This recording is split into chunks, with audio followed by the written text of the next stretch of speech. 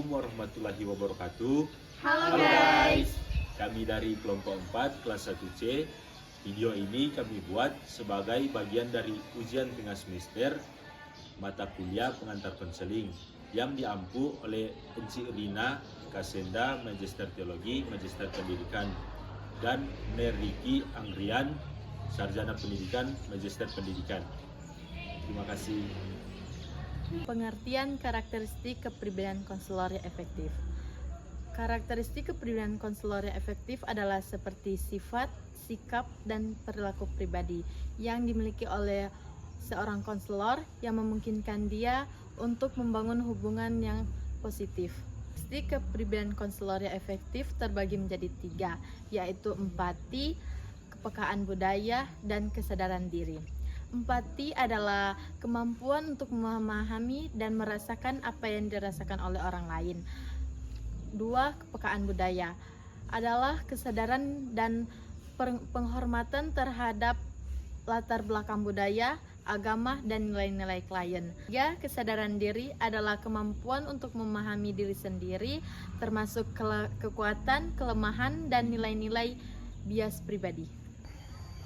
3 prosedur umum konseling untuk pemecahan masalah klien.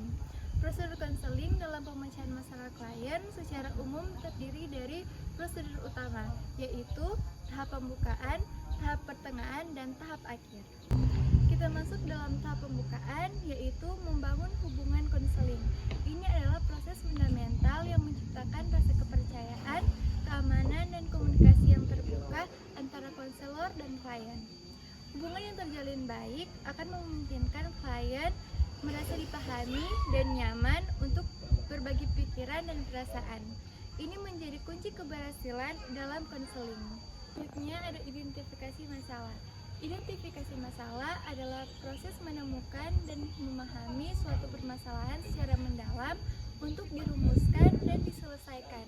Definisi masalah adalah hasil dari proses identifikasi tersebut tentang masalah yang akan diselidiki, yang mencakup apa yang diteliti, apa yang terlibat, dan bagaimana dampaknya.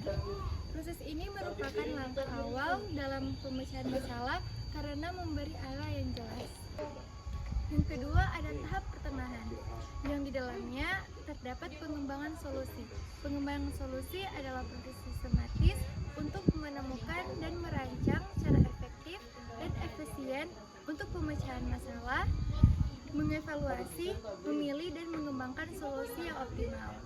Tahap akhir implementasi strategi dan tindakan adalah proses krusial dalam manajemen strategi, di mana rencana strategis diubah menjadi aksi nyata melalui program anggaran, prosedur untuk mencapai tujuan organisasi. Proses ini melibatkan pengoleksian sumber daya, delegasi tugas, komunikasi strategis, dan pengawasan terus-menerus untuk memastikan rencana berjalan lancar dan efektif. Teknik konseling yang paling efektif dalam konseling mengidentifikasi dan menyelesaikan masalah. Teknik konseling ini memiliki 3 teknik. Yang pertama, teknik menyimak aktif. Kedua, teknik reframing. Yang ketiga, teknik refleksi. Menyimak aktif adalah kemampuan mendengarkan dengan penuh perhatian, bukan hanya sekedar kata-kata yang diucapkan, tetapi juga dengan perasaan, nada suara, dan bahasa tubuh pada pembicara. Selamat sore Christine, terima kasih sudah datang. Seperti yang kamu ceritakan, nampaknya kamu memiliki banyak tekanan. Coba ceritakan tekanan apa yang kamu miliki. Baik, terima kasih Pak. Jadi beberapa tekanan yang saya miliki itu yang tadinya tugas besar seperti presentasi dan juga ujian tengah semester itu sudah diberikan oleh saya. Nah, di sini saya sangat kewalahan mengenai tugas-tugas saya. Ketika saya ingin mengerjakan, saya mulai dan saya tidak fokus untuk mengerjakan. Hasilnya, saya tidak mengerjakan apapun. Saya bisa merasakan perasaan yang berat itu dan sulit memulainya ya. Kamu melihat tumpukan tugas itu dan bukannya termotivasi, kamu merasa lumpuh. Ya, betul sekali Pak. Jadi saya merasa sangat lumpuh karena saya tidak bisa fokus untuk mengerjakan tugas saya. Teknik ini sangat penting karena membuat konseli merasa dihargai, dipahami, dan nyaman untuk terbuka. Teknik reframing adalah cara konselor membantu konseli melihat masalah dari perspektif yang berbeda sehingga lebih positif, realistis, dan membangun. Banyak orang yang terjebak pada cara pandang negatif terhadap masalahnya sehingga merasa putus asa atau tidak berdaya. Selamat malam Kristi, terima kasih sudah membagi perasaanmu. Saya mendengar ada beban berat tentang kritikan atau label-label keras kepala. Bagaimana perasaan label-label memengaruhi pekerjaanmu sehari-hari? Ya, terima kasih Tuhan. Memang yang dikatakan begitu benar. Rasanya saya sudah jadi bingung. Saya tahu, saya seharusnya menerima kritik, tapi setiap kali kita sering tidak berkata, rasanya seperti serangan pribadi. Saya sendiri akan merasa kalah, karena saya akan berargumen tentang desain saya, dan sensitif karena saya menjadi buruh seharian. Saya takut ini membuat saya menjadi tidak profesional. Jadi kamu merasa terperangkap. Di satu sisi kamu ingin mempertahankan kualitas karya kamu, tapi cara kamu merespon dikritikan malah membuat kamu dinilai sensitif. Benar begitu? Ya, memang benar sekali Bapak. Saya rasa sikap ini menjadi bencana besar bagi karir saya.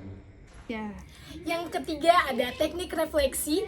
Teknik refleksi adalah keterampilan konselor untuk mengembalikan atau menyampaikan kembali isi pembicaraan maupun perasaan konseli dengan kata-kata sendiri agar konseli merasa dipahami dan lebih mengenali dirinya.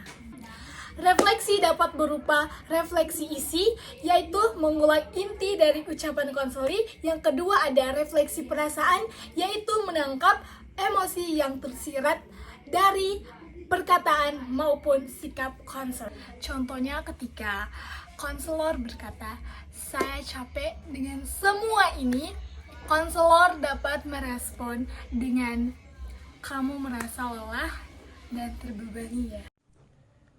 Hubungan antara karakteristik kepribadian konselor, penerapan teknik konseling, dan efektivitas prosedur konseling, dan mencapai tujuan konseling.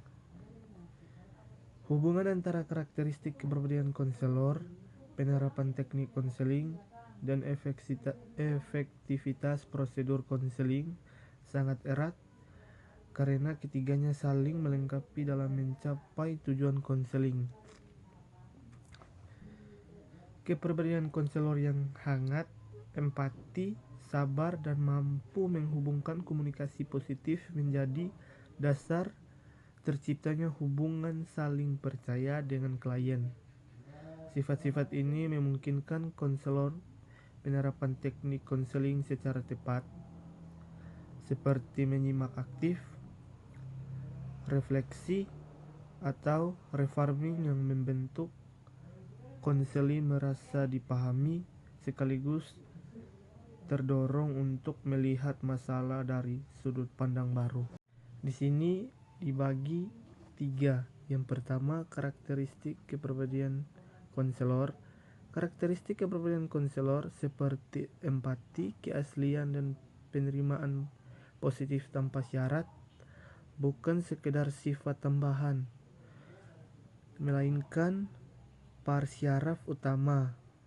Karakteristik ini menciptakan iklim psikologi yang aman dan sportif bagi klien. Ketika klien merasa dihargai, dipahami secara tulus, mereka akan lebih terbuka dan nyaman untuk berbagi masalah mereka.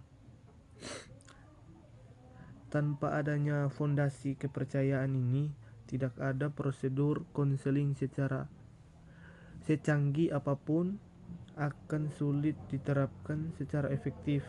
Yang kedua, hubungan dengan penerapan teknik konseling. Kepribadian konselor secara langsung mempengaruhi cara mereka memilih dan menerapkan teknik konseling. Konselor yang memiliki kesadaran diri tinggi akan tahu kapan harus menggunakan teknik tertentu dan kapan harus menahan diri. Sebagai contoh, seorang konselor yang empati akan lebih peka dalam memilih waktu yang tepat untuk memberikan intervensi atau mengajukan pertanyaan yang mendalam, karena mereka dapat merasakan kapan klien siap untuk menerima informasi tersebut. Yang ketiga, dampak pada efektivitas prosedur konseling. Efektivitas prosedur konseling. Di sini dibagi ada 2 poin. Jika kepribadian konselor kuat, mereka dapat membangun hubungan kerja yang solid, raport dengan klien, yang merupakan kunci utama keberhasilan. Poin yang kedua, jika teknik konseling diterapkan dengan tepat sesuai dengan kebutuhan dan dinamika unik klien akan lebih mudah mencapai pemahaman diri dan menemukan solusi atas masalah mereka. Ketika kedua elemen ini berjalan bersama, tujuan konseling seperti perubahan perilaku, peningkatan pemahaman diri, atau penyelesaian masalah dan lebih mungkin tercapai.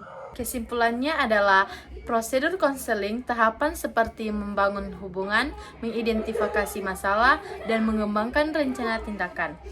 Teknik umum meliputi empati, refleksi, dan konfrontasi yang digunakan untuk memfasilitasi proses konseling.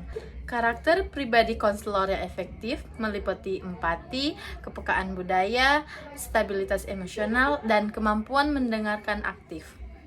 Saran, pahami prosedur konseling untuk membangun hubungan yang efektif dengan konseling.